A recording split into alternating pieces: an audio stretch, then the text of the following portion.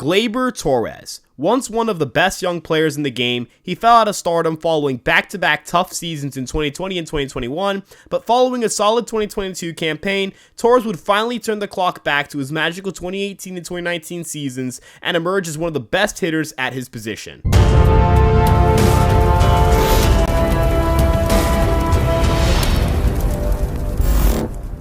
I'm Ryan Garcia, one of the members of Fireside Yankees, and we'll be pumping out video essays just like this one right here on the channel, so make sure you guys like, comment, and subscribe, and when you're done with the video, check out my boy Sam's video on Matt Carpenter's 2022 season, and without further ado, let's get the show started. One of the biggest question marks surrounding the 2023 Yankees was Gleyber Torres, who fell on some hard times in the month of August, and while he picked it back up in September, it still led to just a 100 WRC plus in the second half of the 2022 season. And with the emergence of young players like Oswaldo Cabrera, Oswald Peraza, and Anthony Volpe, it made it a real possibility that the Yankees would trade him in the offseason. In fact, the Yankees nearly dealt him to the Marlins for Pablo Lopez at the 2022 trade deadline, which could have played a role in how Torres slumped that summer. Mired in countless trade rumors, he had plenty to prove in 2023, and he'd come out of the gate red hot, clubbing 2 home runs in his first 4 games and finishing the month of April with more walks than strikeouts and a 121 WRC+. He had a 116 WRC+ in the month of May, and with continued improvements to his contact rates, it brought his season OPS up to a solid 784. But following a brutal month of June where he hit just 3 home runs and slugged a measly 346,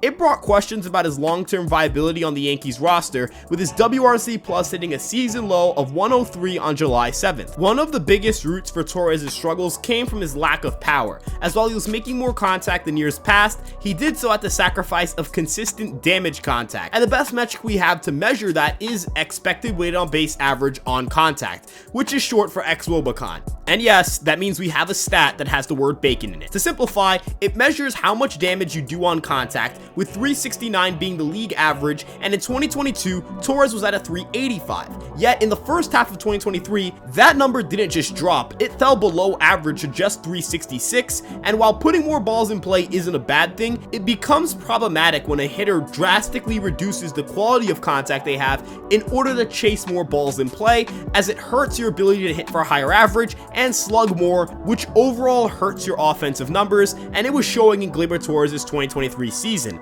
That being said, the firing of Dylan Lawson and bringing in Sean Casey helped bring in a guy who could potentially better relate to the players, and it seemed that a light bulb would go off in Gleyber's head that would allow him to get off his A swing while not undoing the excellent gains he made not just in contact metrics, but his plate discipline as well. To say Gleyber Torres made the successful adjustment would be an understatement, as he posted a 409 xwOBAcon, which for context would be his best mark since his rookie season in 2018 when he hit 24 home runs in under 500 plate appearances. His strikeout rate only increased marginally, and he also began to walk more while hitting for a much higher average, and most notably hitting for much more power. He socked 12 home runs and 15 doubles in 297 plate appearances, with a near 10% increase in his pull rate as well. With a 302 average and a 144 WRC+, the greater emphasis put on driving the baseball allowed him to get more hits, hit for more power, and overall improve his offensive profile, and finish the season with a 123 WRC+, 25 home runs, and a 3.2 fWAR, which are all his best marks since that incredible 2019 season. At just 26 years old, if these strides stick, Torres can continue to put up big numbers for a second baseman, as he's not only top 3 in home runs since 2022 for second baseman, he's top 3 amongst all qualified second basemen in WRC+ as well, making him clear-cut one of the best hitters at his position. And on a Yankee team that struggles to hit, is trading one of the best offensive players at the second base position really the right idea? Look, I completely understand that he makes some really bad and really inexcusable base running and defensive gaffes, both of which have to get better for 2024, especially as the Yankees look to get a little more disciplined and play with a bit more urgency. But with that being said, trading one of your best players because you want to save money or because you're worried you won't re-sign them in free agency are for low budget, small market teams, not for the New York Yankees. And if you want the Yankees to go out and win a World Series title, that requires Hal Steinbrenner and Brian Cashman to finally act impact like the New York Yankees. This team needs impact bats, and trading one of the most impactful hitters at a position when you need offense is a move that would cost the Yankees not just in the regular season, but in the postseason as well, where Gleyber Torres has a career 126 WRC plus and is one of the few guys on the team that can handle high velocity, which is something that the team struggled with mightily this year,